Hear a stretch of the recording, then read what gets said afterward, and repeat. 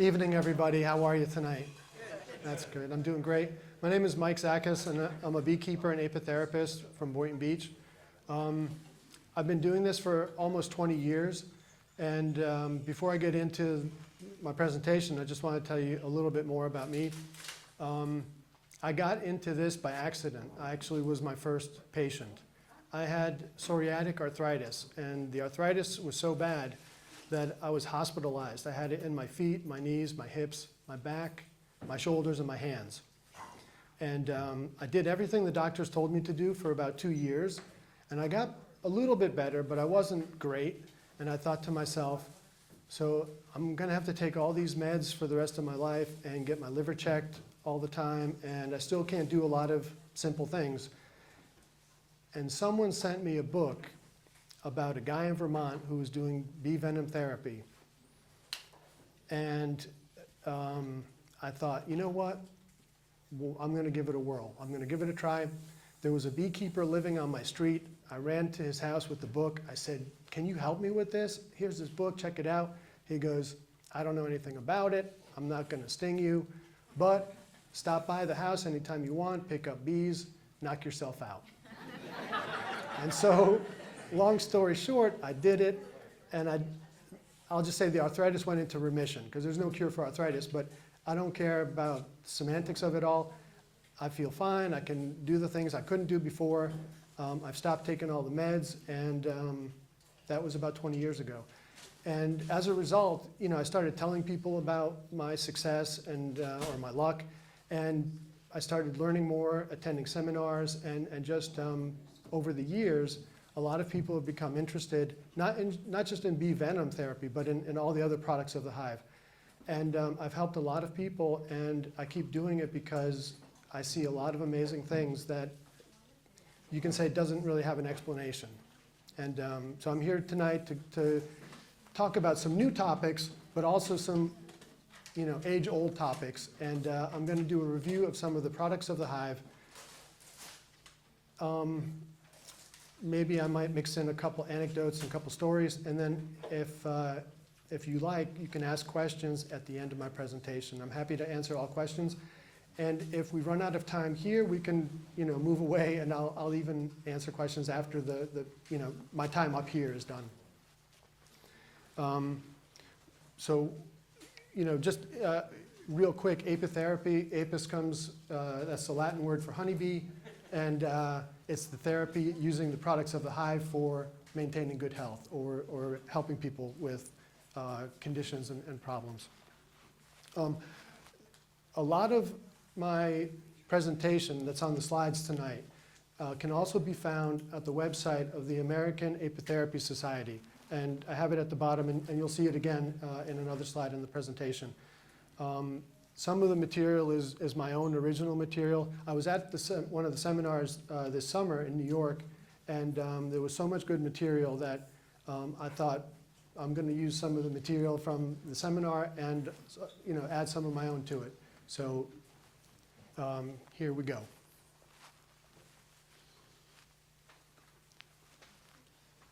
There's a lot of stuff on the internet. There's a lot of common knowledge about apitherapy, and there's a lot of frequently treated conditions. And all the types of arthritis, Lyme disease, sports injuries, trauma injuries, MS. It's very good for treating scars. It's used in pain management and also for shingles. So these are some of the most common conditions, common things that are treated with apitherapy, and some of these are mainly treated with the bee venom. So the arthritis, Lyme disease, MS, pain management, shingles, and scars, those are usually bee venom. And as we go on, you'll see others. These are some of the conditions that are not so well known that respond very well to apitherapy. And the cool thing is it doesn't matter if you have hyperthyroid or hypothyroid. Royal jelly will help with thyroidism. Carpal tunnel usually gets great results with bee venom. Psoriasis is a combination of dietary changes, bee pollen, but also bee venom, diabetic leg care. Some of the best results for that is from taking royal jelly, and the royal jelly helps a lot with that. Same with the H. pylori, that's the Heliobacter pylori, which is not so common in this country, but in a lot of countries where, say, the sanitary conditions aren't that high, a lot of people suffer from these stomach ulcers, and royal jelly does a lot of good for the H. pylori bacteria. Substance abuse treatment, varicose veins, and even depression. I think substance abuse treatment has the smallest amount of literature, but what that is I know of one place in Oregon, and it's a substance abuse treatment facility where they actually take the patients and they get them outside every day, they get them working with the bees, they get stung up a lot, but as a result, they're outdoors, fresh air, doing hard work. As we know, sometimes beekeeping isn't very easy, it's a lot of heavy lifting. And it seems to work very well in most cases. Varicose veins and usually respond well to bee venom, and depression is treated with one of the products of the hive, which I'll just call hive air. It's actually the breathing in the air from the beehive, and I'll talk about that. I have some more slides about that later.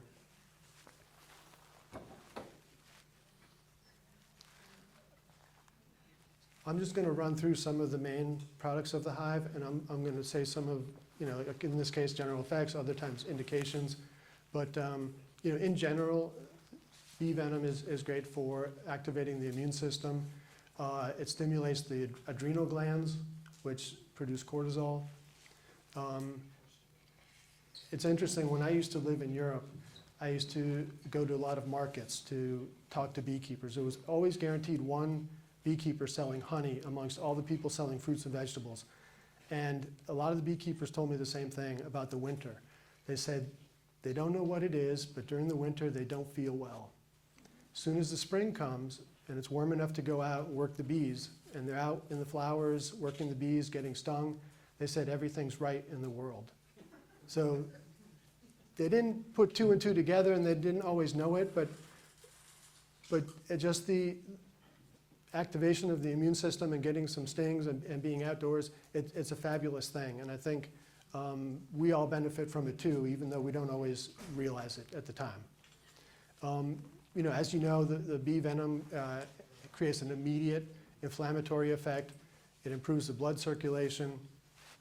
But a secondary effect is an anti-inflammatory effect. And that's usually why it works so well for conditions like the arthritis and other conditions where there's swelling and inflammation.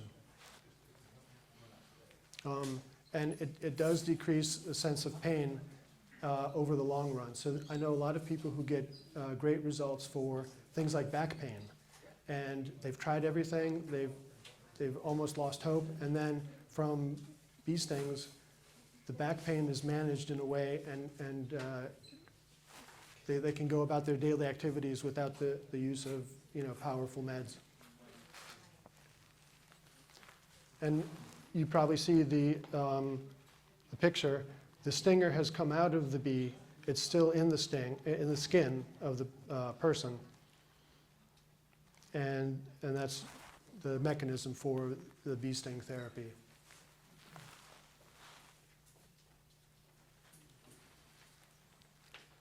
Just want to talk about honey a little bit. The picture I have here is of Scottish heather honey. And many of you are probably familiar with Manuka honey. Manuka honey comes from New Zealand, from the Manuka tree, or it's kind of a bush. It's not that tall. And many experts think that Manuka honey is the best when it comes to treating any kind of conditions such as treating wounds, treating gastrointestinal conditions, for whatever treatment requires. And what they're finding out now is heather honey is very good, almost as good as Manuka honey. And recently, too, people have found honey from, and I forgot the name of the plant, from this plant in New Mexico that grows out in the desert. And the honey from that plant is especially good. So I'm thinking, God didn't just put the best honey in a faraway place like New Zealand. It's all around us. It's just, we have to be able to find it, and it is being found. And I think it's interesting that I guess the climates or the areas where all three of these honeys are kind of extreme. So I've never been to New Mexico, but I know that in Scotland and in New Zealand, the places where these two plants grow is not as nice as what we're used to. And so I think there's going to be a lot of future findings of good honeys and honeys that are very beneficial to our health.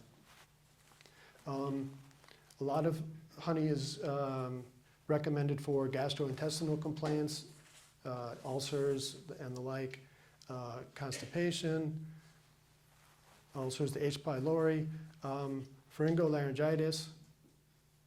That's in treatment of the sinuses, the larynx.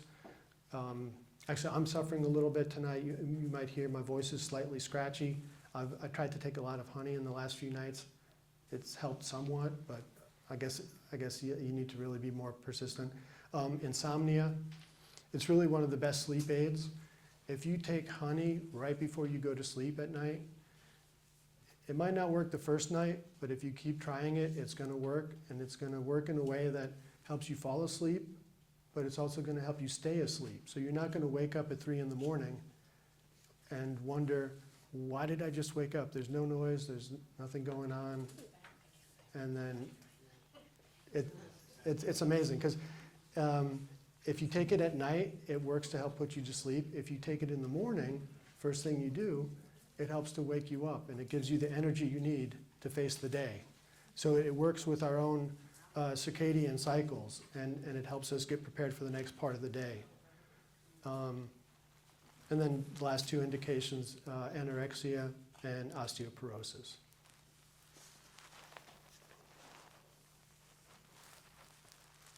Now, moving along to the external indications. It's great for wounds. In fact, a doctor an MD who presented at the seminar this summer, he said it works better than Neosporin, because Neosporin only kills the bacteria. Honey kills the bacteria, but gives your skin, gives your body the energy, because of the sugars in honey, to actually heal the wound faster and get your skin back together faster. And we all know that bacteria cannot live in honey. So basically, it's through the osmotic effect. It sucks the water out of the cell of the bacteria. The bacteria can't survive, and it cleans the wound cleans the wound of the bacteria. It works great on burns, even sunburn. In fact, I think it works better than aloe. Once I had a bathing suit that was a little bit shorter than the ones I normally wore, and I got a sunburn, like 2 inches, sort of a band on each leg, and it looked stupid, but it hurt a lot too, and it was very red. I put aloe on one, and I put honey on the other, and the honey leg felt better faster. And I was like, okay, can we just figure out a way for it not to get all sticky and on my clothes and in the bed and all that?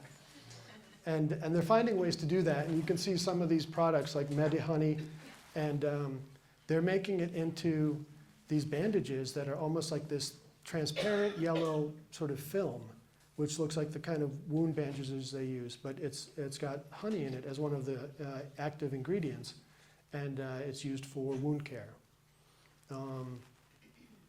Ulcers, bed sores, blisters. It works great on blisters if the blister has popped or if the blister has not popped.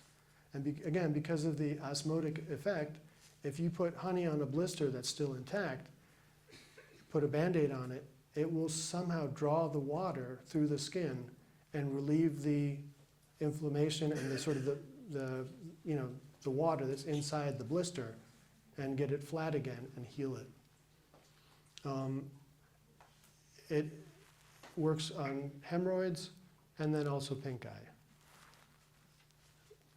And those are, you know, two sort of less neat applications. And especially if you're treating pink eye, it's best to do it last thing that you do at night. If you put the drops of honey in your eye, it'll stimulate tears because it's so unpleasant. The honey, when it comes into contact with the moisture of our eyes, creates an enzymatic effect, and the result is hydrogen peroxide in a very low dose. But you know how hydrogen peroxide stings when it is in a wound or cut or scrape or anything. Same thing with the honey's not that bad, but it's not very pleasant. Before you know it, you have sticky tears going down your face, and it's a mess, so it's best to do it over the sink and then just kind of wash your face. Your eyes get incredibly red and bloodshot. It looks horrible. Close your eyes, go to sleep. When you wake up in the morning, the whites of your eyes are whiter than you've ever seen. And it's amazing. And people always say, oh, what kind of honey should I use? Should I use a Q-tip, whatever? All honey is good, but obviously the honey from our own hives is the best. And you don't have to worry about Q-tip. I mean, I usually just use my finger. You can do whatever you feel comfortable with.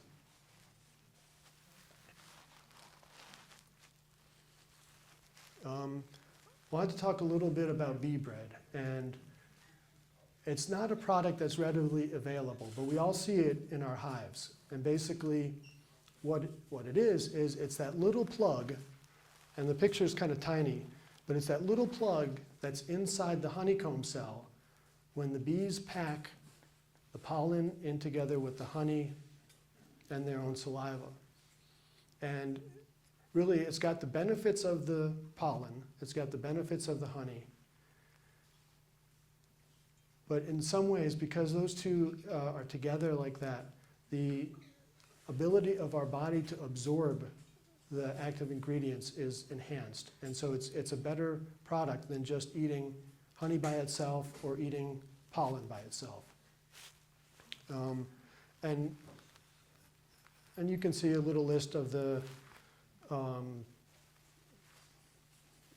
benefits and some of the minerals it contains, even selenium, the B group vitamins, iron, cobalt, phosphorus, calcium, so on and so forth, flavonoids, amino acids, minerals. So it's really a very useful, very potent, very amazing product. If you want to see some in person, I brought a little bag of them, and you can take a look and see what they look like. And if we have enough, you can even try, nibble on one and so forth.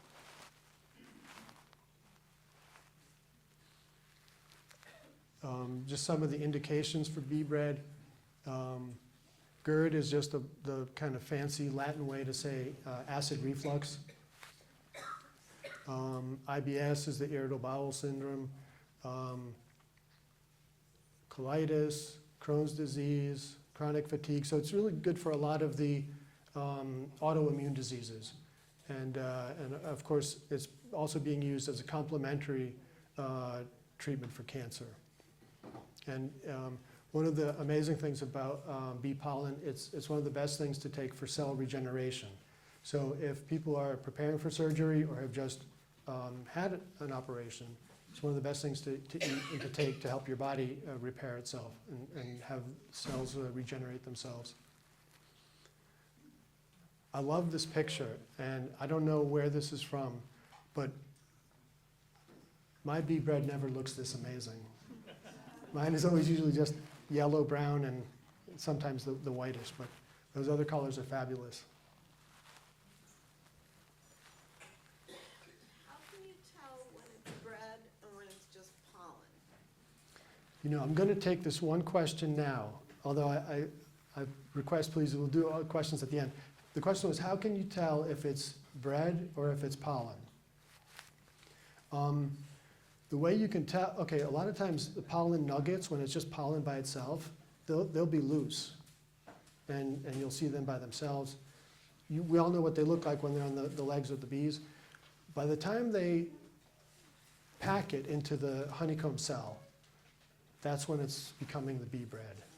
Yeah, so you know, as they're packing it in, they're doing it in a way that it's combining everything all together. Thank you. Yeah, Sorry. that's okay. The next product I want to talk about is propolis. Propolis is a Greek word. It means before the city. And what as we know, what the bees do with the propolis is they line the insides of their hive. They put it at the entrance of their hive, and they're able to protect themselves from all bacteria and foreign matter that comes in to the hive that they don't want there and they don't want to be threatened by. Additionally, in the case of, there have been cases where small rodents, mice and such, get inside a hive.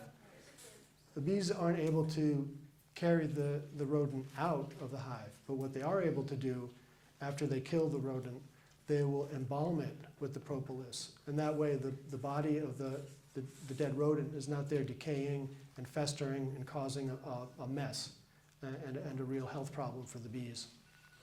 The picture at the bottom is green propolis from Brazil.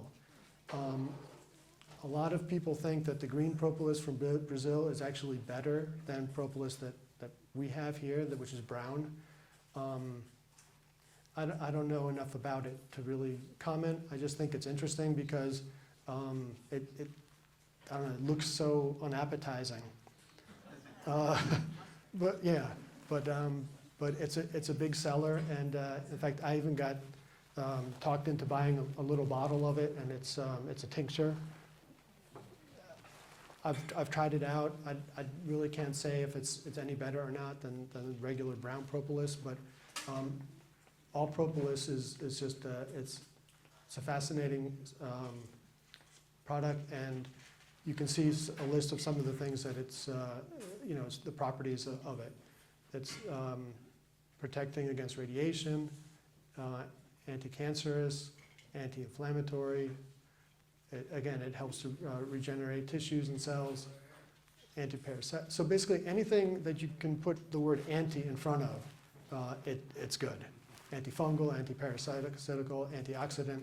So a lot of times the propolis is used straight in a tincture form. It can be mixed with honey. Sometimes it's freeze-dried and used in powder form in a capsule. But a lot of times it's good mixed with the honey is, in my opinion, one of the best ways.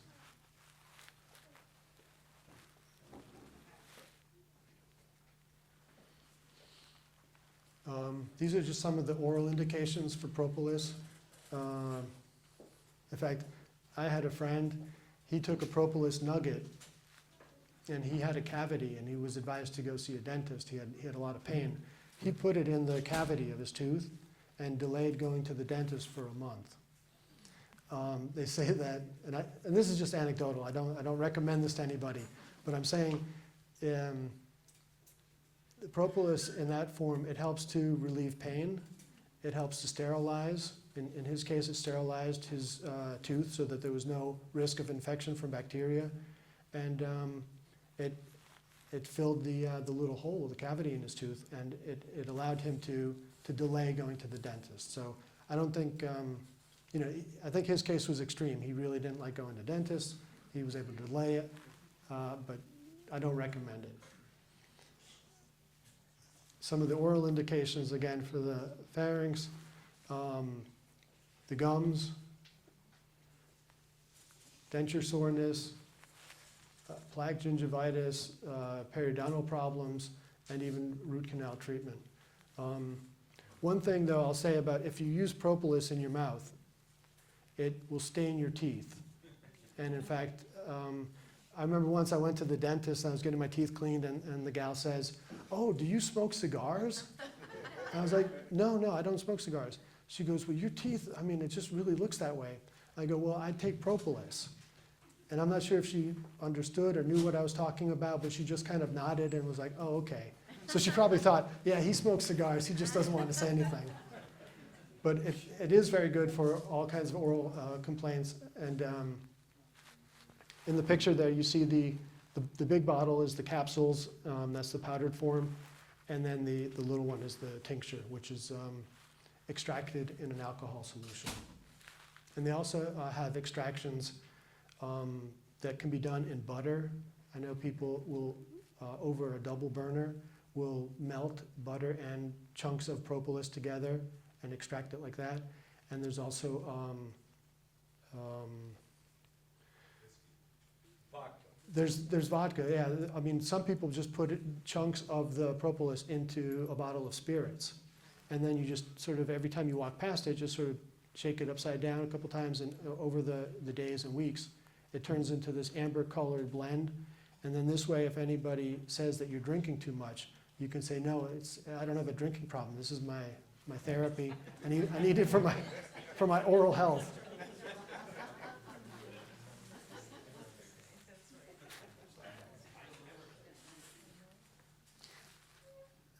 Actually, I probably should have put this one before bee bread, but the pollen is, one of the main ingredients in the bee bread. But pollen, as we know, it's got more protein ounce for ounce than almost any other food. And in this country, we don't eat enough of it, but in other places, it's, a lot of pollen is consumed, especially by athletes. And in this country, a lot of pollen is consumed by racehorses. So a lot of the thoroughbred racehorses in the racehorse industry are fed diets of bee pollen. And one thing just to remember about bee pollen, if you're going to think about taking it, and I know this sounds a little bit way out there, you want to start with 1 nugget. And then the next time you take it, you double it, so 2 nuggets. And you're probably thinking, are you for real? But I am, because if you think about taking a teaspoon or a tablespoon of bee pollen, there might be 50 or 100 nuggets in a spoonful. And if you were to take, say, 2 tablespoonfuls in one go after never having had, eaten pollen, it will cause diarrhea. And it'll be very unpleasant. And it just shows kind of the power of this superfood. And into it slowly, it really works great. I have a friend who that's all he eats for lunch every day. He eats a normal breakfast, regular dinner, but in the middle of his day, he's always too busy and he's not able to spend time to eat. He eats 2 spoonfuls of pollen, and he says what it does is it helps get rid of his appetite, so he's not hungry for the rest of the day. It gives him a lot of energy, so he's not lethargic and sleepy in the afternoon, and he's able to do everything he needs to do. And you can see some of the things too. It's an antidepressant, modulates the appetite. It's great for sports endurance, and it improves functions of the brain, heart, liver, and prostate. So that's not 1 serving? Yeah, I don't even know why it's in a mug like that. That's a crazy picture, but yeah, that would be probably a couple months of bee pollen, yeah. And just to touch on the prostrate, I've been told that if men in their 40s or 50s start eating bee pollen on a regular basis, they can avoid all problems with their prostate. And it's captivating, and I find that a very interesting fact. I've been eating pollen for many years, and if I come back in 10 or 20 years, I'll let you know how that worked.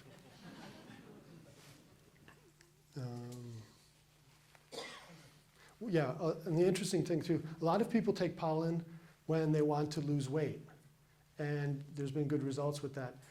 But people who want to gain weight also benefit from taking pollen. And it's almost as if this bee product knows the status of our body, and it knows what we need at that time. And both classes, both cases of people have been able to get the results that they want. So it's just an amazing food, amazing bee product.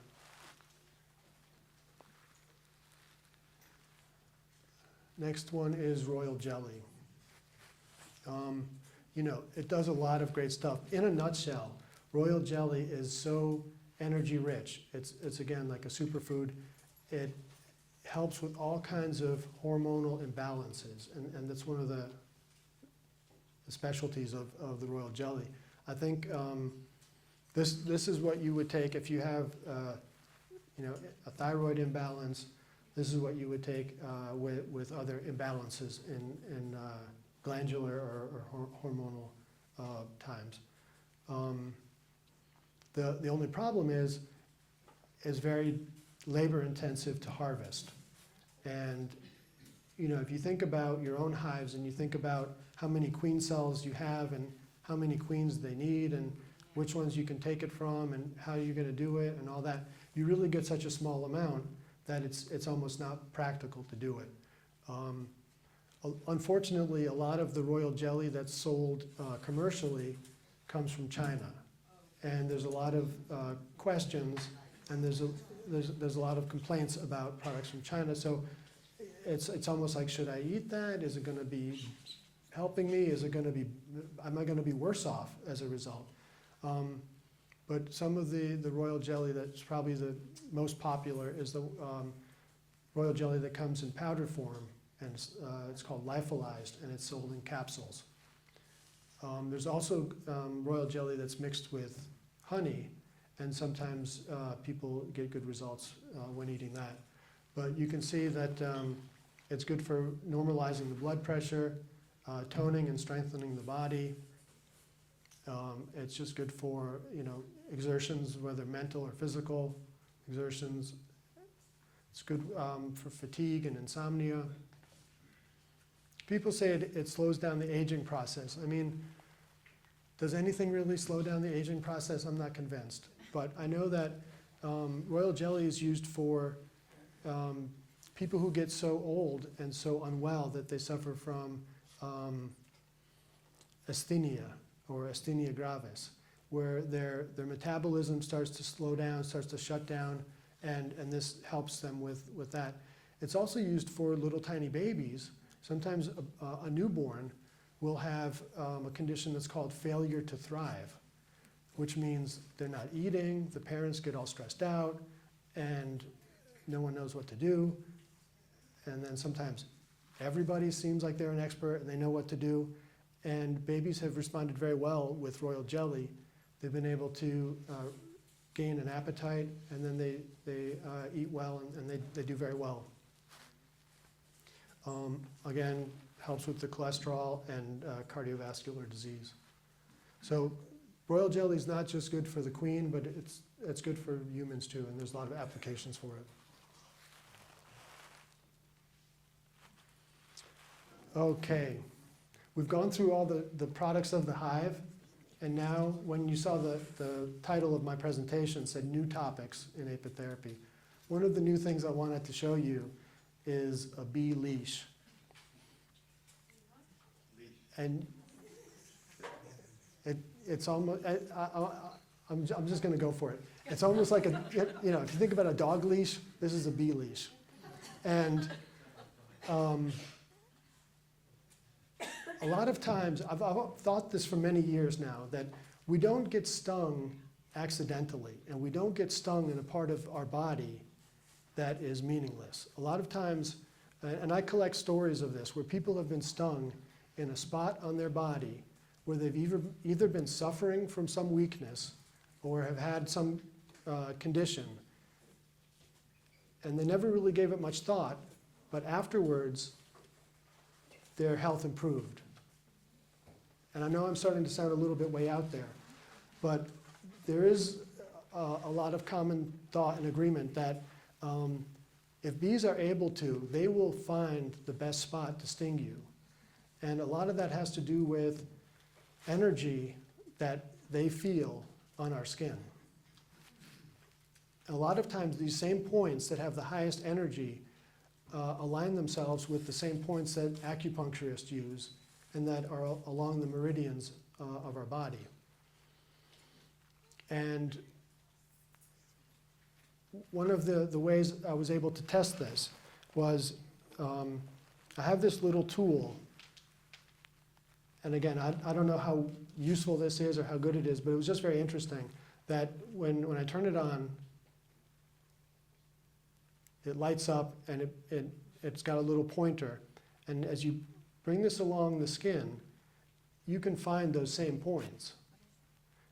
This is just called like an acupuncture pen. And acupuncturists don't need these because they know the points by heart. But for someone like me, I don't know acupuncture well enough, so this helps me find the points. And most of the times, the bee, when it's on the leash, will sting in that same point by itself, without me putting it there with tweezers. And I just, because every once in a while when the bee is in the tweezer and you're about to sting, the bee will refuse to sting. It'll hold its abdomen up in the air and just refuse. And I'm thinking, but that's where I need to sting, come on. I need this to happen. And they refuse. And a lot of times what I've noticed with this pen is that there's a spot in the area very near to where I think I should have stung that is a better spot. And if I let the bee go on the leash, the bee finds that spot. And there's the leash when it's closed, that's open. So basically it's just, where is it? It's just a paper clip that I've twisted into the shape, so it's got a spring. And as you press it, you can open it up, put it on the bee, and let it go.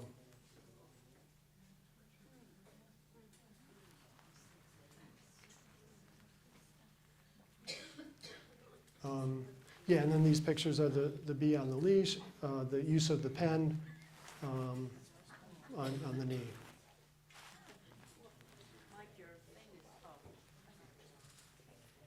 Oh yeah. So this is one of the new topics I wanted to share. This is something I saw at the American Apitherapy Society seminar this summer. It was, I wasn't expecting it. I don't know what to say. It was just so bizarre and so interesting. I thought I would try it out myself.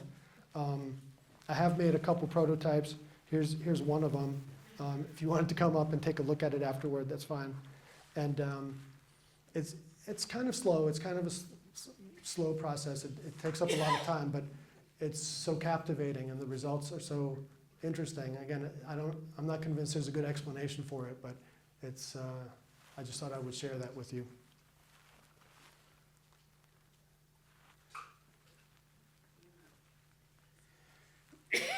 Hive air. Just the sound of it. It doesn't make much sense. It sounds kind of strange. But if you think about all the products of the hive, right? They're all packed in there in our beehives, all there in the same place. And why not utilize the vapors of all those products? So the hive air. And this is becoming very popular in Europe. And if I wouldn't get a violation notice from my homeowners association, I would go and buy a Ted's shed and make my own, because I'm so captivated by this, and I think it's so amazing. But what you can see is just that little sheds, and it's maybe not that clear in this picture, but you'll see in others. The hives are in the bottom of the shed, and the beekeeper can access the hives from outside. They can pull them out and open them up from the outside. On the inside, there's a wooden bench that's been built, and in the center picture, the gentleman has his hands on that sort of bed or bench. There's holes that have been cut into the wood, and there's screens under the wood. So basically, all the air from the hive is coming up through those screens, and it's filling the room of that shed, and you just lie down and then you just breathe it in. And the therapy consists of about 30 minutes, and you do this a couple times a week. And in addition to the benefit of the hive air, the vibration of the bees is also beneficial. We don't really understand the benefits of the vibration, but we think it's also as beneficial as breathing in the air. And so a lot of times, It's just a matter of lying down, relaxing, breathing in the hive air. And let me show you some of the indications. Before the indications, you'll see, here's another setup, and a different model for a different shed. But again, there's the beehives along the outside. And this is used with like a little ventilator and a little hose and a mask. And in places like Germany and Austria, this is becoming like health tourism. So they're advertising these sort of sites, these bee yards, apiaries where you can go, and people make their summer vacations to places like this. They go for a week or 2 weeks, and they do a treatment, and they'll go every day, and they'll many times a day, and breathe in for 30 minutes, and it's just it's amazing.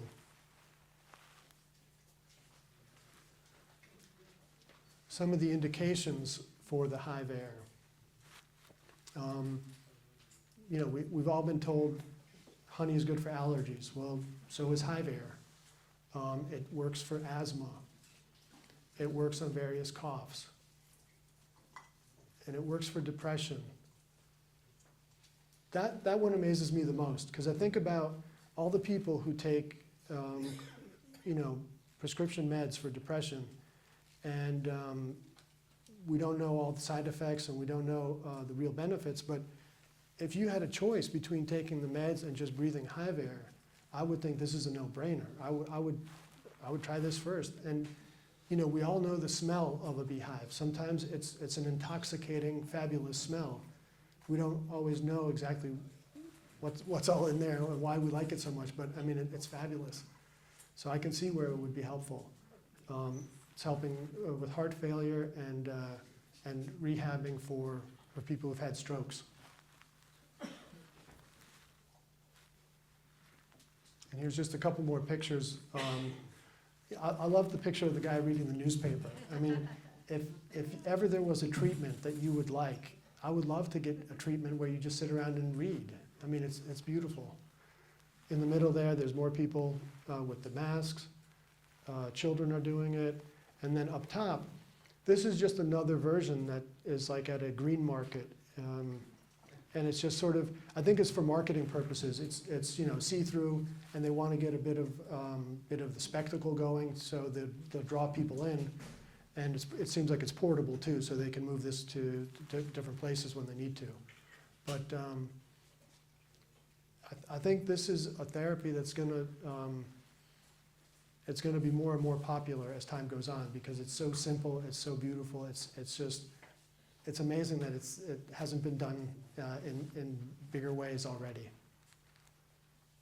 So for all of you who have bigger properties or no problems with your neighbors, I would recommend trying the hive air. And even if you don't have a structure and don't have a shed, I think you could somehow rig a little ventilator and a mask onto one of your hives in a way that wouldn't be intrusive, and they wouldn't really mind it. They'd get used to it. And you could just do it yourself, even in the open air. The mask probably has a valve on it, I would say, so you don't breathe out into the hive. I think you're right. I think it has a valve that closes, and then it probably has like holes in other places, so some of the exhalation, yeah, goes out the mask, actually not even down the tube. Yeah.